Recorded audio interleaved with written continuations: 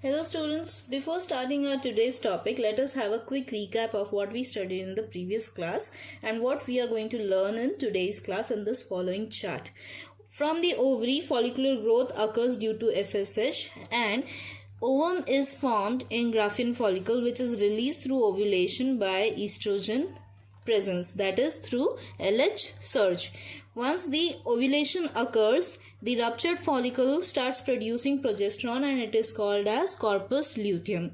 If the ovum is fertilized, then it leads to the formation of zygote, and if there is no fertilization, then it leads to menstrual cycle.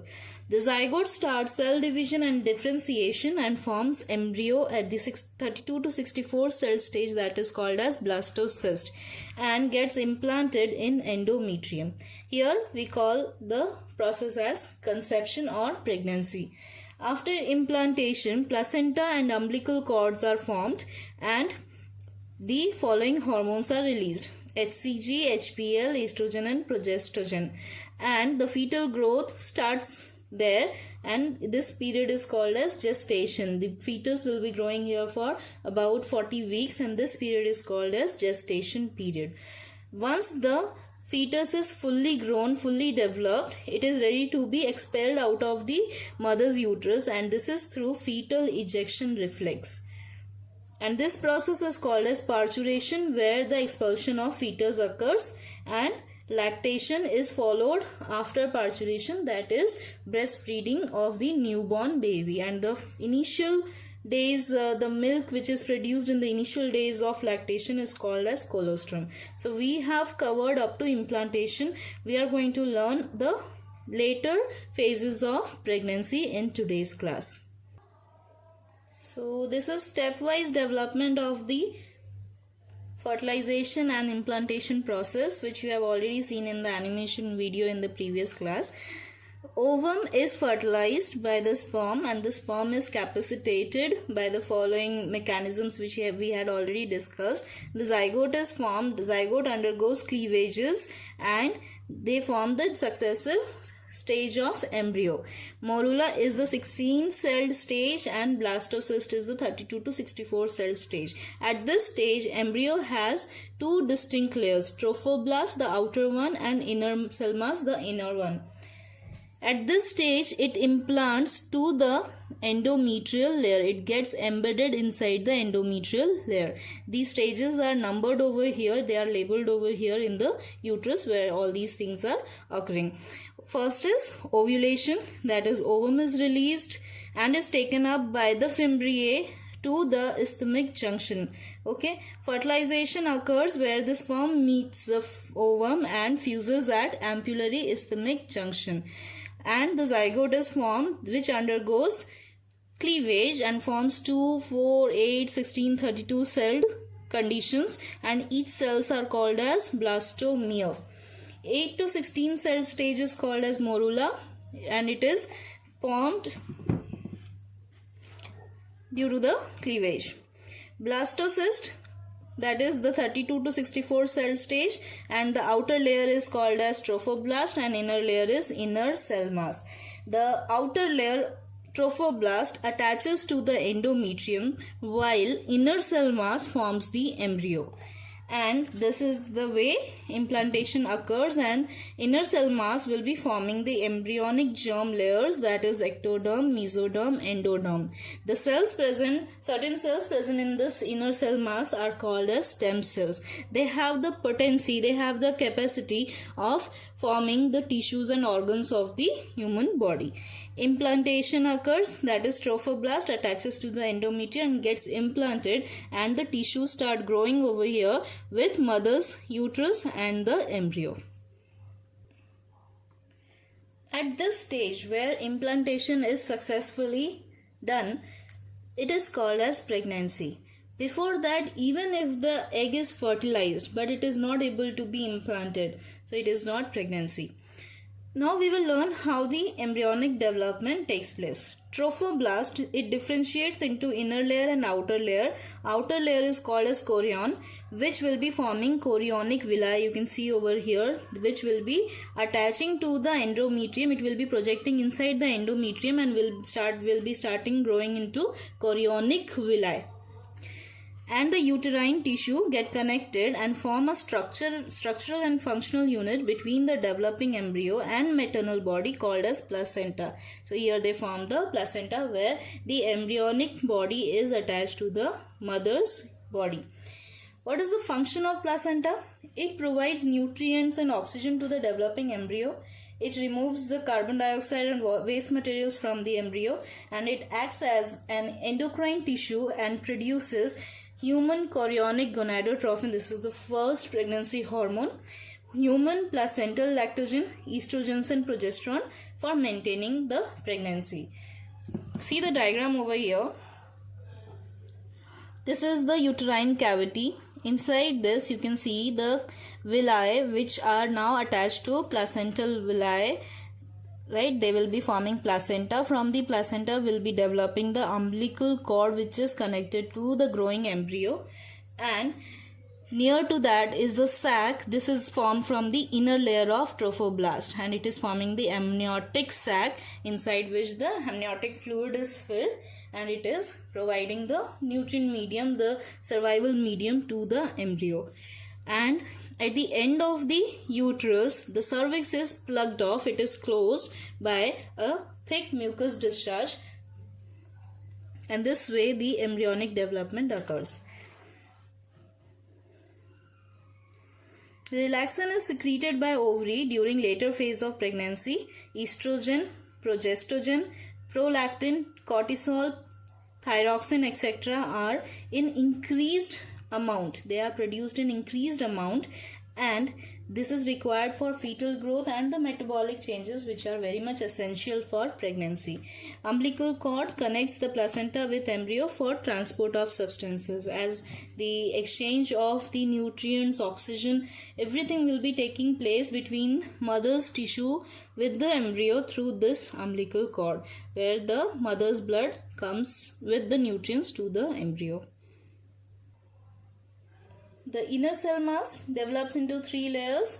Outer layer ectoderm, which will be forming the parts of the body like skin, teeth. Inner layer endoderm, forming the visceral organs, and middle layer mesoderm, which forms the bones, muscles, all these parts. Inner cell mass contains cells which have the potency to give rise to all the tissues and organs. These are called as stem cells. And nowadays it is a very good trend to preserve these stem cells, because it can be helpful in restoring or recorrecting any kind of genetic disorders in the humans later on, after the birth, later on stages. It can be used to regenerate some parts of the organs. After 1 month of pregnancy, the embryo's heart is formed. By 2nd month end, fetus develops the limbs and digits. By 3rd month end, most of the organs are formed.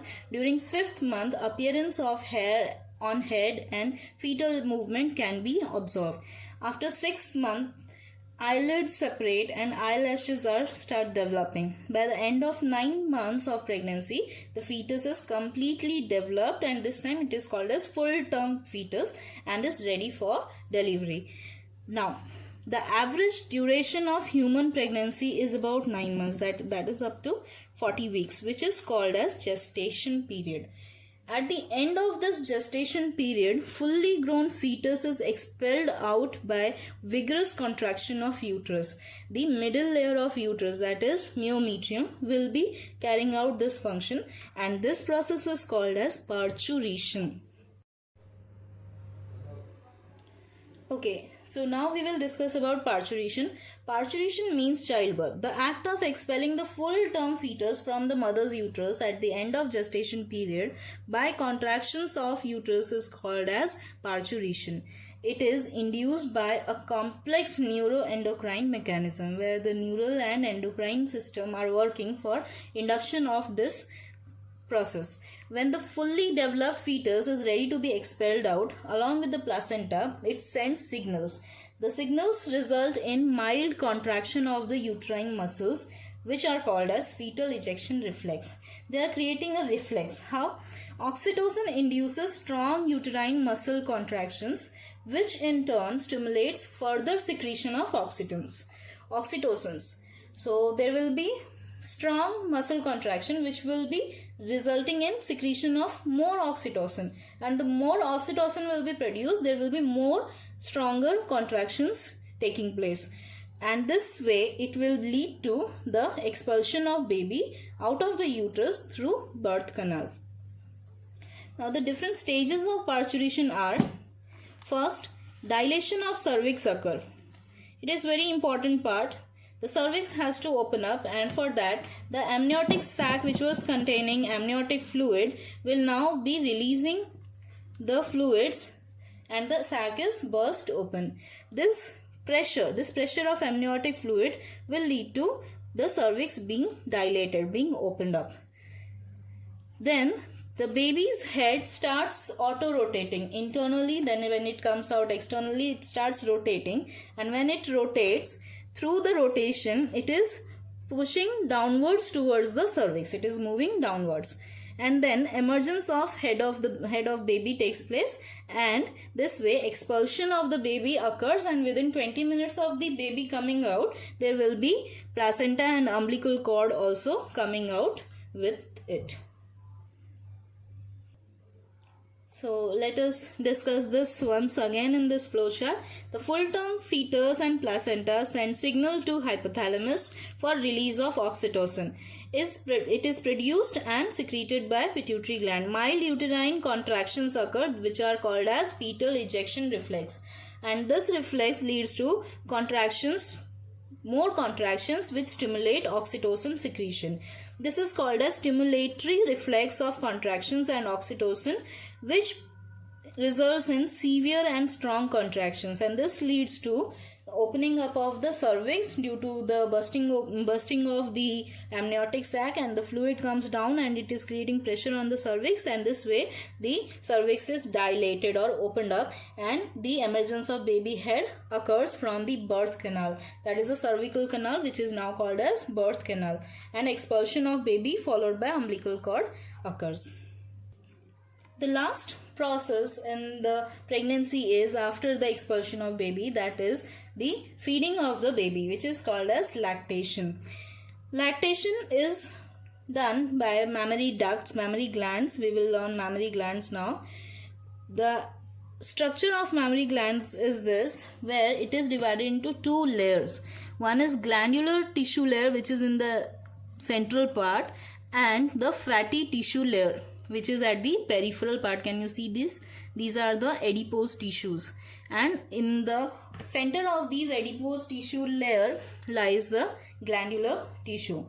Each glandular tissue is divided into 15 to 20 mammary lobes. Can you see the lobes over here, the chambers? These chambers are the mammary lobes, and each lobe consists of a group of cells called as alveoli. These are the alveoli, and alveolus is where the milk is produced. Alveoli open into mammary tubules, small tube-like structures, and these tubules connect to mammary ducts. These are the mammary ducts. These ducts open up into a wider area called as ampulla, and this is connected to the main milk duct. This is the lactiferous duct. This lactiferous duct opens into the external opening of the mammary gland, that is nipple, through which milk is released out. For lactation also, hormonal regulation is very important.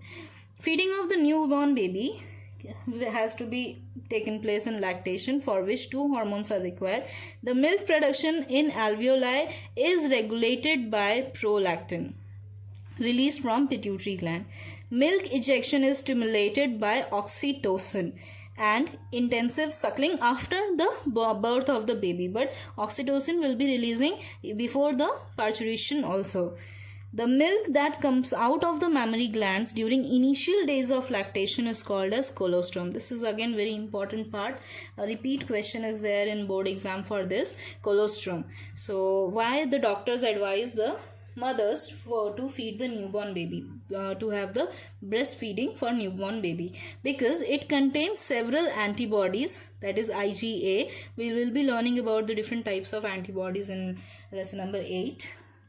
And nutrients like calcium, fats and lactose. It provides immunity. These antibodies are highly responsible for the immune system, the strengthening of immune system of the baby. That is why breastfeeding is recommended by doctors for newborn babies' health. So here we finish our lesson number 3. Thank you.